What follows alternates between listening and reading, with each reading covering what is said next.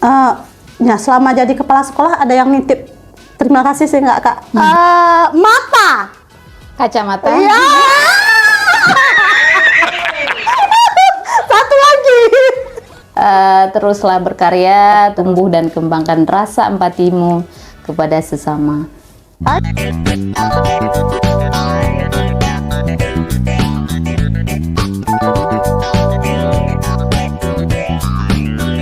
Assalamualaikum warahmatullahi wabarakatuh. Kembali lagi dengan Daya di Saja Sapa Ceria.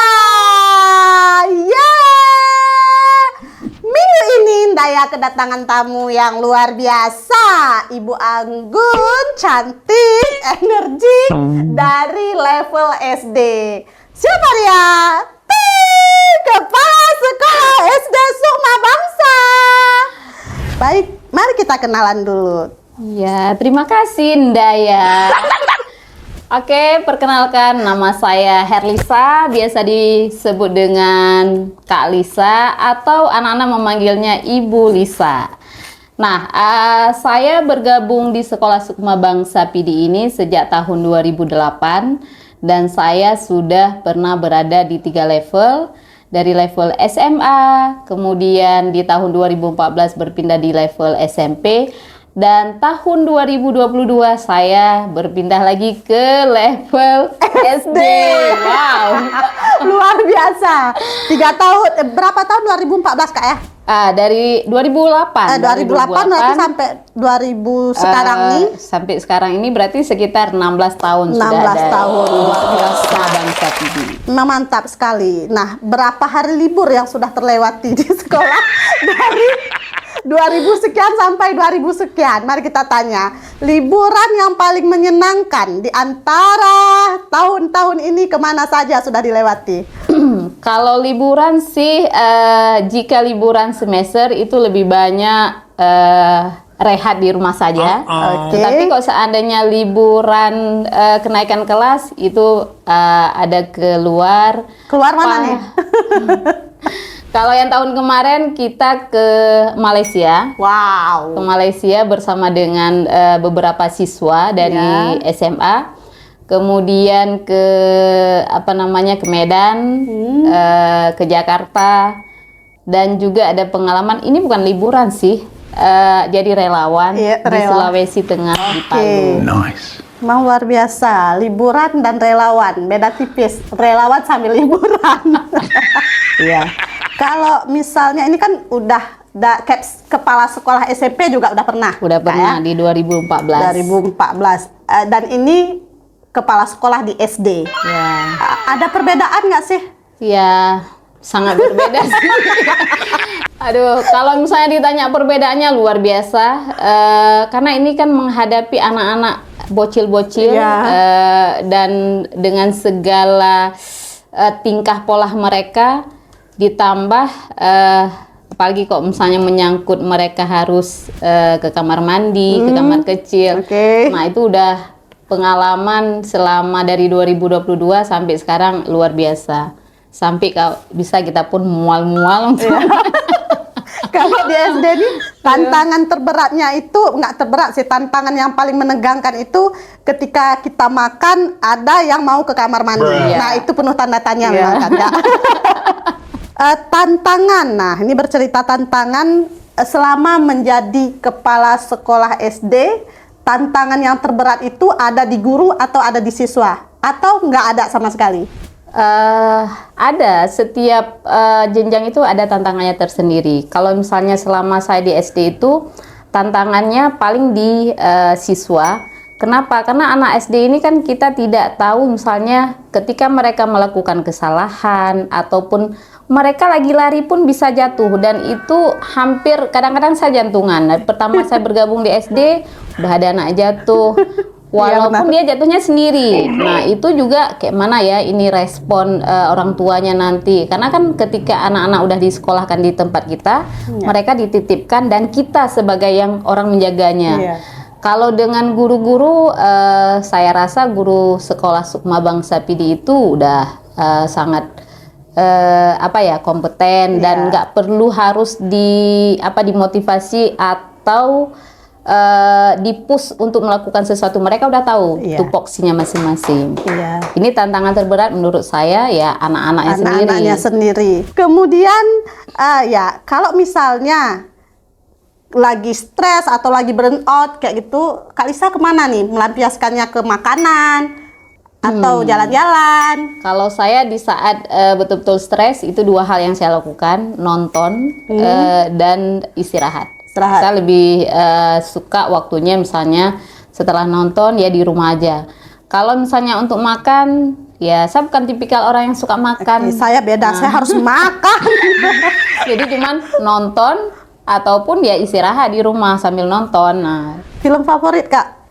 Kalau film favorit saya sukanya film drama Korea yang kisahnya tentang kerajaan. Dulu kan ada kolosal banget. Si paling kolosal. Kalau saya suka India ya, dan film-film lucu. Seperti itu. India termasuk juga film yang memang saya suka, tetapi ya mungkin nggak sefanatik orang-orang yang memang pecinta India ya. Iya. Kembali lagi nih ke pertanyaannya nih.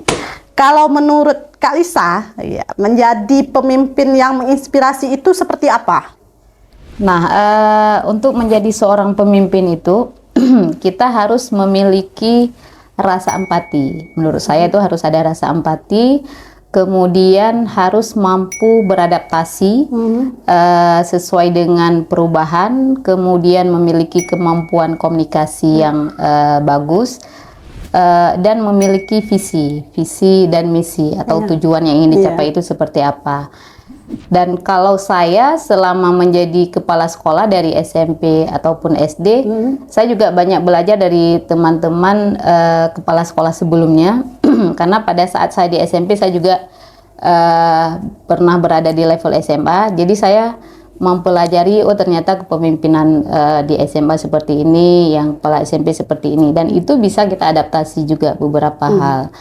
Nah, memang untuk menjadi seorang pemimpin itu satu sisi agak berat menurut saya, terutama ketika kita membuat keputusan. Iya, benar sekali guys. Keputusan itu menyangkut seseorang, kehidupan seseorang, itu agak terlalu berat dan ketika diminta menilai, karena lagi-lagi ketika saya menilai guru-guru di level saya, itu saya pertimbangannya apakah saya sudah maksimal membimbing atau menuntun mereka atau memotivasi mereka sehingga saya memberi penilaian seperti ini, atau mungkin ada dari saya yang memang belum maksimal. Jadi keraguan-raguan dalam menilai mereka itu saya mengaca ke saya, apakah peran saya sudah maksimal atau belum.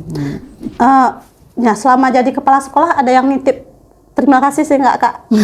Menitip terima kasih itu apa ya bahasanya? Terima kasih apa nih? Terima kasih seperti menitip, apa? Ya kalau misalnya akhir semester seperti kita tahu banyak kado-kado dari angka sekian sampai angka sekian gitu, ada nggak sih?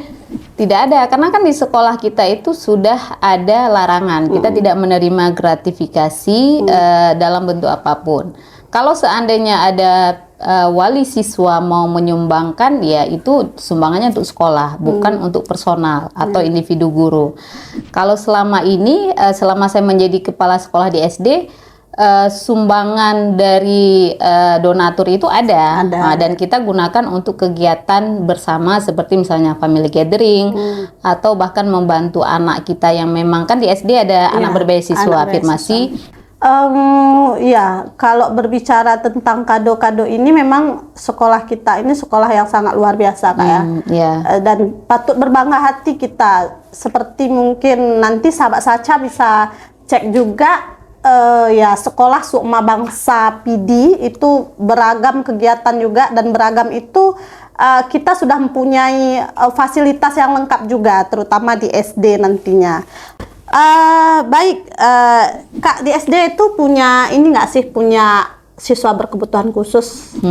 Kalau siswa berkebutuhan khusus kita ada, cuman bukan yang terlalu parah ya, yang yang setidaknya kita masih bisa tangani, dan itu pendampingan oleh konselor, kemudian ada juga dari guru kelas dan juga dari wakilnya dan manajemen SD-nya. Kiat untuk guru misalnya nanti Kak, kalau ada siswa ini nggak tahu, bentar lagi kita juga PPDB Sahabat Saca. Jadi nanti kiat untuk guru misalnya kalau ada siswa yang berkebutuhan khusus lagi special need yang masuk ke sekolah kita, apa kiat yang seperti apa yang bisa kita kasih sama para guru yang ada di situ? Oke, yang pertama mungkin ini juga butuh kerjasama antara orang tua dengan sekolah. Jadi kalau seandainya ada siswa yang masuk ke sekolah kita, ketika kita misalnya menginterview atau melakukan baseline test ke anaknya, dan misalnya orang tuanya tidak terbuka, dan kita juga kadang-kadang belum ada kemampuan untuk misalnya mendeteksi anak ini termasuk kebutuhan apa, kebutuhan khusus dalam hal apa. Jadi keterbukaan dari orang tua itu sangat diperlukan. Nah, setelah orang tuanya terbuka, kan kita akan meminta misalnya surat rekomendasi dari psikolognya untuk melihat jenis kebutuhan dia itu seperti apa, apakah kita masih bisa kita handle atau tidak. Kalau seandainya dalam taraf dia masih bisa dihandle, misalnya seperti anak, kalau kita kan ada yang autis dulu pernah ada, kemudian yang ADHD, difabel, atau yang slow learner, itu setidaknya kita masih bisa mengatasi. Dan lingkungan di sekolah kita itu juga hampir seluruh guru di semua level itu concern dan peduli dengan hal-hal tersebut. Jadi kita harus tahu dulu anaknya itu kebutuhannya di apa, kemudian apa yang bisa sekolah lakukan selain pendampingan, dan kita juga bekerja sama dengan psikolog klinis. Dan ini lagi-lagi partisipasi dari orang tua juga sangat berpengaruh, keterlibatan orang tua. Kalau enggak, kita nggak bisa mengatasi anak spesial need tanpa ada dukungan dari keluarganya. Iya, benar. Alhamdulillah di sekolah Sukma juga itu, khususnya di SD memang kita mempunyai anak special need, tapi bukan berarti juga di sini guru-gurunya mempunyai kemampuan full untuk mengelola itu. Itu juga hasil kerjasama seperti yang dikatakan Kak Lisa barusan. Nah, sekarang Ira mau cek chemistry kita berdua. Perempuan cantik. Pasangan, istri, baju, pengantin. Apa? Baju untuk perempuan, bro. Kak Wirda, manis,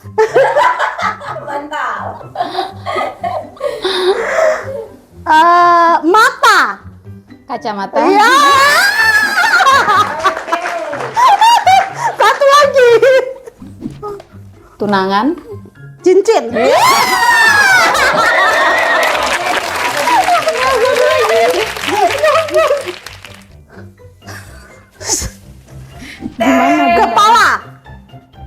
Kepala, sekolah,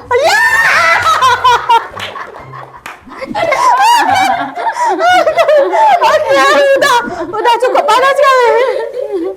Oke, sahabat saja semua, kita sudah tes chemistry antara saya dan Kak Lisa. Kak Lisa mau menyampaikan satu pesan untuk sahabat saja dimanapun berada. Ini oke, untuk sahabat saja, teruslah berkarya, teruslah menjadi pribadi yang lebih baik, dan jangan lupa tumbuh dan kembangkan rasa empatimu kepada sesama. Oke, terima kasih hari ini Kak Lisa sudah hadir di podcast Saca yang sangat luar biasa ini. Panas juga tapi hari ini betulan ribut, nggak seribut biasanya. Berarti kita betul-betul seperti pembukaan tadi. Ini kepala sekolah yang cantik, anggun, dan energik pastinya. Baik, terima kasih sekali lagi. Sampai jumpa di episode selanjutnya. Saca Sapa Cerita.